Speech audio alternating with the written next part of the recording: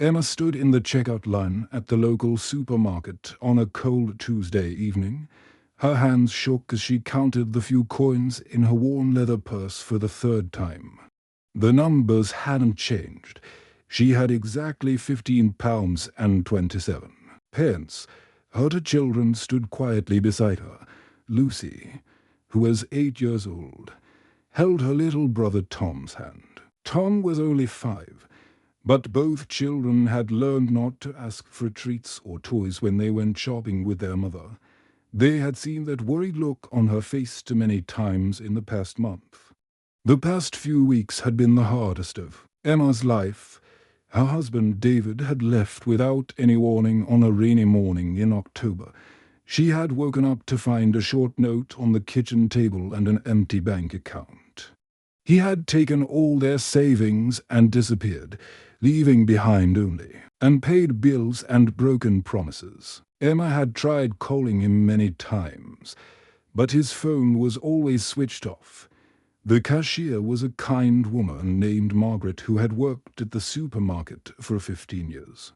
She had seen Emma and the children come in several times recently, always buying just the basics.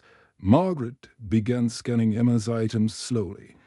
There was a loaf of brown bread, a bottle of milk, 6 eggs, and a small bag of red apples. "That'll be £23, love," Margaret said in her gentle voice.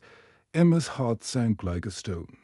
She felt the familiar burning sensation in her cheeks that came with shame and embarrassment. She had hoped the items would cost less. She had counted everything twice before putting it in her basket.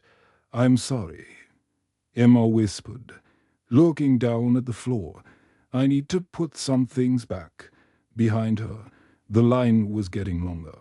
It was after 6 o'clock, and people were stopping by the shop on their way home from work. A businessman in an expensive suit checked his gold watch and let out a loud sigh. An elderly woman tapped her walking stick impatiently on the floor. A young couple whispered to each other and looked annoyed. Emma felt smaller with each passing second. She could feel everyone's eyes on her as she reached forward to take back the bag of apples. They were the most expensive item, and she knew the children could manage without fruit for another week. Lucy looked up at her mother with understanding eyes that seemed too old for an 8-year-old girl. Tom didn't understand what was happening, but he could sense his mother's sadness. He tugged gently on her coat. "Mommy, are we going home now?"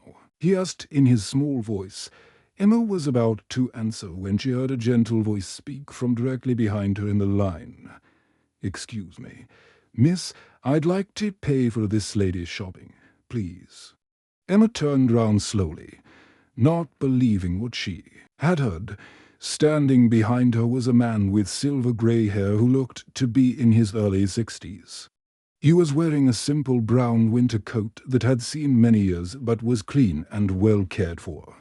His face had kind wrinkles round his eyes, and when he smiled, Emma could see that his smile was completely genuine. "Oh no, I couldn't possibly accept that," Emma began, her voice shaking. "That's very kind of you, but I can't let you do that." The man's smile grew warmer. "Please," he said, and his voice was calm and patient. "We all need help sometimes. It's nothing to be ashamed of. My name is William, and it would be my honor to help you and your children today." Emma opened her mouth to protest again, but William had already stepped forward. He pulled out his wallet and handed his credit card to Margaret. The cashier looked at Emma, who nodded slowly with tears beginning to form in her eyes. The transaction went through smoothly. Margaret packed Emma's groceries with extra care, making sure the eggs were safe and the bread wouldn't get squashed. She even found a small paper bag with handles for the apples so Tom could carry something. "Thank you," Emma whispered, and now the tears were flowing freely down her face. "Thank you so much. I don't know how to repay you." William shook his head gently. "There's no need to repay anything. Just take care of your beautiful children." The businessman who had been sighing impatiently was now quiet. The elderly woman with the walking stick smiled softly. Even the young couple looked moved by what they had witnessed. William helped Emma carry her bags out to the parking lot. He didn't ask any questions about her situation or make her feel like she needed to explain anything.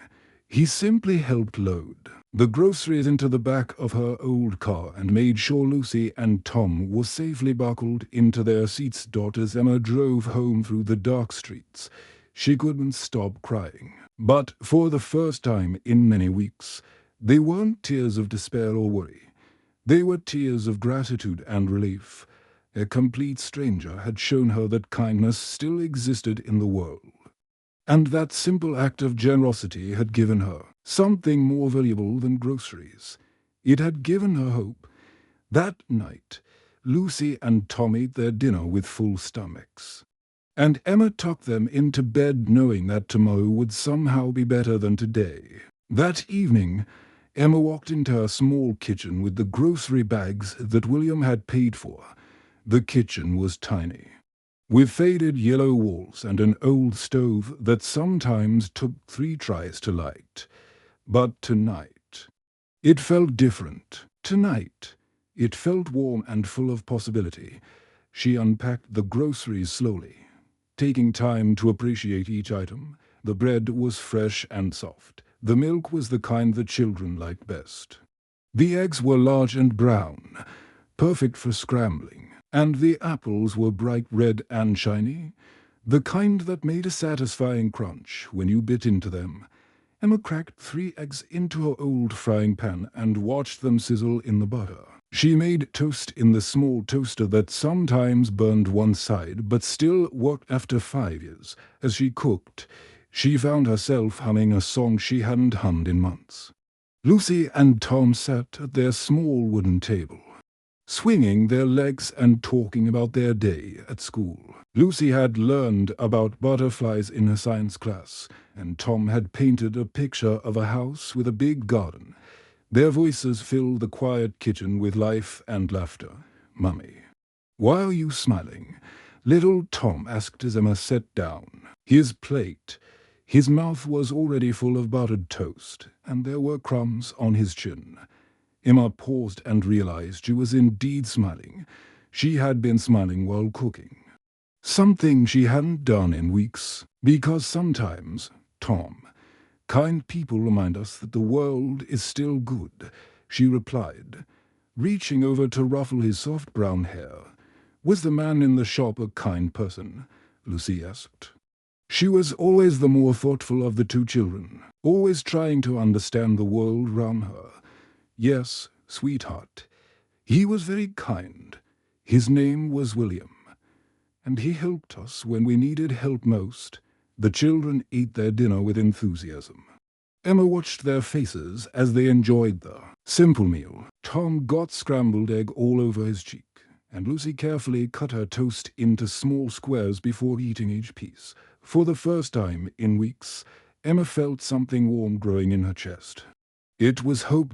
The next morning, Emma was tidying up the kitchen when she noticed something white sticking out from the bottom of one of the grocery bags. She pulled it out and discovered it was a small business card.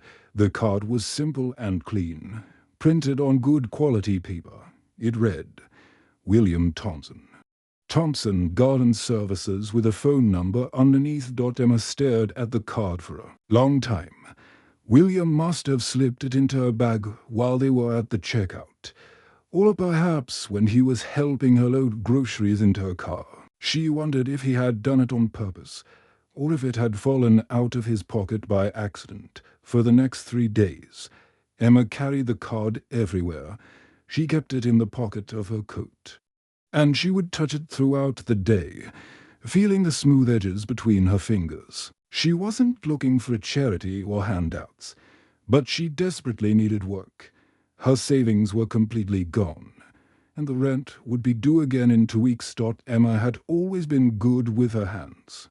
Before Tom was born, she had worked in a flower shop, helping customers choose arrangements and learning about different types of plants. She had enjoyed the work, but when Tom came along, David had convinced her to stay home. Now she wished she had kept working. On Thursday morning, after taking the children to school, Emma sat in her small living room and stared at the business card. She picked up her old mobile phone 3 times, but each time she put it down again. What if William didn't remember her? What if he thought she was asking for money? What if he didn't actually have any work available? Finally, on Thursday afternoon, Emma gathered all her courage and dialed the number. Her hands were shaking as she listened to the phone ring once, twice, 3 times. Thompson Garden Services. William speaking. Came the familiar gentle voice. Emma's throat felt dry. Hello, Mr. Thompson. This is Emma, from the supermarket. The lady with the 2 children. You helped me with my groceries, of course. Emma. How are you and the children doing? We're doing well. Thank you. Mr. Thompson, I was wondering if you might have any work available. I know this is probably not the right way to ask, but I'm good with my hands and I learn quickly. I used to work in a flower shop before my children were born. There was a pause on the other end of the line.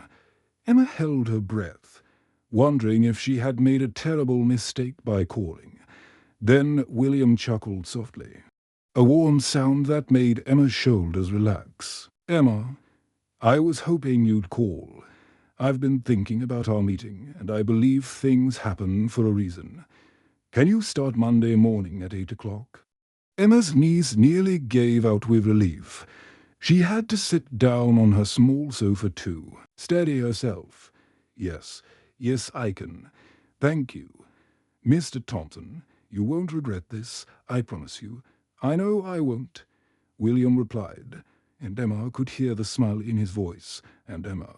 Please call me William. We'll be working together now. That Sunday night, Emma tucked Lucy and Tom into their beds with full stomachs and stories. As she kissed them good night, she felt hope blooming in her heart like a flower opening to the sun. Tomorrow would be the first day of her new beginning. Emma's alarm clock rang at 6:30 on Monday morning. She had barely slept the night before, her mind racing with excitement and nervousness about her first day of work. She made breakfast for Lucy and Tom, packed their school lunches, and got them ready for school an hour earlier than usual. At 8 o'clock sharp, Emma stood outside a small building with a green sign that read Thompson Garden Services. The building was simple but well maintained, with flower boxes under the windows and a small garden area that showed off different types of plants and flowers. William opened the door with a warm smile. He was wearing old jeans and a green shirt, with dirt stains on it. Good morning, Emma. Ready to get your hands dirty. Emma's first day was challenging but exciting. William was incredibly patient as he taught her about different types of plants and flowers. He showed her how to tell if soil was too wet or too dry by feeling it with her hands. He explained how some plants loved bright sunshine while others preferred shade. They spent the morning at the home of an elderly woman named Mrs. Davies. Her back garden was overgrown with weeds, and she wanted a flower bed planted near her kitchen window so she could see pretty colors while washing dishes. Emma watched carefully as William dug up the weeds and prepared the soil. Then he handed her a small shovel. Your turn, he said. Don't worry about making mistakes. Plants are forgiving. Emma began digging small holes for the flower bulbs. At first, she was worried about doing everything perfectly, but as the morning went on, she found herself relaxing into the work. There was something peaceful about having her hands in the earth and knowing she was helping something beautiful grow. You've got good instincts, Emma, William said as they finished planting the last of the colorful flowers. Gardening isn't just about knowing facts from books. It's about feeling what the earth needs and understanding what makes plants happy, week by week. Emma grew stronger and more confident in her new job. She learned the names of dozens of different plants and flowers. She discovered how to arrange colors in a garden to make them look their best. She found out which plants grew well together and which ones needed to be kept apart. William was understanding about her situation as a single mother.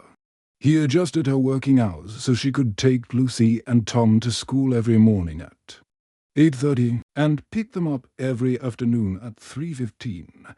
He never made her feel guilty about leaving early or arriving late when one of the children was sick. Family comes first, William always said. The gardens will wait, but childhood doesn't last forever. Emma felt like she was part of a small team rather than just an employee.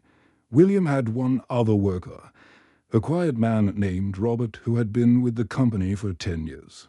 Robert taught Emma how to use different tools safely and showed her how to prune bushes without damaging them. One afternoon in late summer, Mrs. Davies invited Emma to come inside for a cup of tea. Emma was tired and dirty from working in the garden all morning, but Mrs. Davies insisted. The elderly woman's kitchen was warm and cozy, with photos of grandchildren on the walls and the smell of fresh-baked biscuits in the air. She poured tea into delicate china cups and offered Emma a plate of homemade cookies. William told me a little bit of your story, dear, Mrs. Davies said kindly, her grey eyes full of compassion. I want you to know how proud I'm of you. You're building something beautiful here. And I don't just mean my garden. You're building your whole life back up from nothing. Emma's eyes filled with tears. She had grown to love this gentle old woman who always had encouraging words and treated her like family. Some days I still can't believe how everything changed. From that one moment in the supermarket, if William hadn't been standing behind me in line that day. That's the thing about kindness, my dear. Mrs. Davies smiled, patting Emma's hand with her wrinkled fingers. It plants seeds in ways we don't even know are growing. William's kindness didn't just buy her groceries. It opened a door to everything. That came after. As autumn arrived and the leaves began to change colors, William called Emma into his small office at the back of the building. The office was cluttered with gardening catalogs, invoices, and pictures of gardens they had created. Over the years, I've been thinking about something for a while now, William said, leaning back in his old chair. You've brought so many fresh ideas to this business. Your designs are creative, and the customers love working with you. How would you feel about becoming my business partner? We could change the name to Thompson and Emma Garden Services. Emma sat down hard in the chair across from his desk. She felt overwhelmed and couldn't find words to speak. William, I don't know what to say. You've already done so much for me. I can't ask you to. You're not asking me for anything. William interrupted gently. You've earned this, Emma. Your hard work, your creativity with garden designs, your way with customers. You've made this business stronger and better. That evening, Emma celebrated with Lucy and Tom by making pancakes for dinner instead of their usual soup and sandwiches. As they sat round their small kitchen table, laughing and eating pancakes with strawberry jam, Emma realized she had found much more than just a job. She had found her purpose and her place in the world. 6 months had passed since Emma first started working with William at Thompson Garden Services on this particular Tuesday evening. She was driving her small work van back from a job where she had spent the entire day creating a beautiful flower garden for a young couple who had just bought their first house together. Emma felt proud as she thought about the work she had completed. The garden had roses in 3 different colors, a border of bright yellow flowers called marigolds, and a small herb section where the family could grow their own cooking herbs. The couple had been so happy with her design that they had already recommended her services to their neighbors. She decided to stop at the same supermarket where her life had changed completely just 6 months earlier. Emma needed to pick up some groceries for dinner, and Lucy and Tom were spending the afternoon with her neighbor, Mrs. Peterson, who looked after them sometimes when Emma worked late. As she walked through the familiar glass doors of the supermarket, Emma remembered how different she had felt the last time she was here. Back then, she had been desperate and afraid, counting coins and hoping she had enough money for basic food. Now she walked through the store with confidence, her work clothes slightly dirty from a successful day in someone's garden, money in her wallet, and hope in her heart. Emma gathered the items she needed: fresh vegetables for a stir-fry, some chicken, bread, and a small cake to surprise the children. As she approached the checkout area, she saw Margaret, the same kind cashier who had been working that evening 6 months ago, when William had changed everything. Margaret recognized her immediately and smiled warmly. "Hello, Emma. How are you? Getting on with the garden work?" "Wonderful, Margaret. William and I are partners now. Business is growing every week." As Emma waited in line, she heard a commotion at the checkout next to Margaret's counter.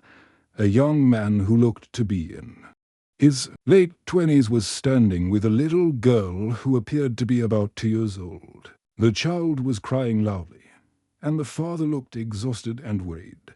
The young man, whose name was James, was frantically searching through his worn leather wallet, pulling out receipts and old shopping lists, but finding very little money. His little daughter was getting more upset by the minute, and other customers in the line were starting to stare. "I'm sorry," James was saying to the cashier, his voice shaky with embarrassment. "I was sure I had enough money. I counted it twice before I came in. Can I put back the baby food and the bananas? I'll just take the milk for now." Emma watched the scene unfold, and her heart immediately recognized that look of desperation and shame on the young father's face. It was the same expression she had worn 6 months ago in this very same place. She could see that. James was trying his best to stay calm for his daughter, but his hands were trembling as he reached for the items to put them back. The little girl's crying was getting louder, and James was trying to comfort her while dealing with his embarrassment. "It's okay, Rosie," he whispered to her. "Daddy will figure this out. We'll get your food another day." Without any hesitation, Emma left her place in Margaret's line and stepped forward to James's checkout counter. "Excuse me," she said in a gentle voice, the same tone that William had used with her. "I'd like to pay for this gentleman's shopping, please." James looked up at Emma with surprise and confusion. His face was red with embarrassment, and he shook his head quickly. "Oh no, I couldn't possibly ask you to do that. Thank you, but I can't accept help from a stranger." Emma smiled at him, the same warm smile that William had given her. "You're not asking me for anything. I'm offering. Someone did exactly this same thing for me once, right here in this store, and it completely changed my life. Please let me help you and your little girl." The cashier processed Emma's payment while James stood there looking overwhelmed. Emma could see tears forming in his eyes, the same grateful tears she had cried 6 months earlier. Emma knelt down so she was at the same height as the little girl, who had stopped crying and was looking at Emma with curious eyes. "What's your name, sweetheart?" Emma asked softly. "Rosie," the child said in a small voice, wiping her nose with the back of her hand. "That's such a beautiful name," Emma told her. "Just like the roses that grow in the gardens I take care of. Pink roses and red roses and white roses. They're all beautiful, just like you." Rosie smiled for the first time since Emma had noticed her, and James looked grateful beyond words. after helping James carry his groceries to his old car in the parking lot. Emma pulled out one of her new business cards from her jacket pocket. The cards were simple but professional, reading Thompson and Emma Garden Services with both her and William's phone numbers. "If you're ever looking for work," Emma said, handing James the card, "we might have something available at our garden. Business. We are always looking for people who are willing to work hard and learn." Ask for Emma. As Emma drove home in her van that evening, she felt a wonderful warmth spreading through her chest that had nothing to do with the heater. She was finally beginning to understand what William had known all along. Kindness wasn't just about helping other people when they needed it most.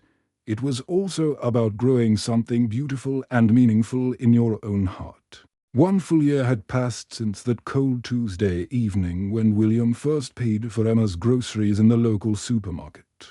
Thompson and Emma Garden Services had grown from a small one-man business into one of the most respected gardening companies in their town. Emma had not only found the financial stability she desperately needed, but she had also discovered something even more valuable: her true passion for helping things grow, whether they were plants, gardens, or people. James, the young father, with the crying toddler whom Emma had helped at the supermarket 6 months earlier, had become their newest and most enthusiastic employee. He had called Emma the day after their meeting, desperate for work but willing to start at the bottom and learn everything he could. James turned out to have a natural talent for designing flower arrangements and working with customers who wanted something special for their gardens. Emma had also started a small community program, working closely with the local town council to create shared garden spaces in neighborhoods where many families struggled to afford fresh vegetables and fruits. These community gardens gave people a place to grow their own food while learning gardening skills that could help them save money and eat healthier meals. On a crisp autumn morning in October, exactly 1 year after her life had changed, Emma was in the office checking the schedule for the day when her phone rang. She recognized the voice immediately. "Emma, this is Margaret from the supermarket. I hope you remember me." Emma smiled as she held the phone. "Of course I remember you, Margaret. How could I forget your kindness that evening?" Margaret's voice sounded excited. "I have a special request for you. Every year, our supermarket organizes a community celebration to honor local people who have made a difference in our town. This year, we want to honor you." Emma was shocked. "Me? But Margaret, I haven't done anything special. I'm just trying to run a business and take care of my children." "That's not what William told us when he called to nominate you," Margaret replied. "He said the real hero isn't just one person, but the kindness that keeps moving from person to person, growing and spreading like seeds in the wind." 2 weeks later, Emma found herself standing nervously on a small stage that had been set up in the supermarket's community room.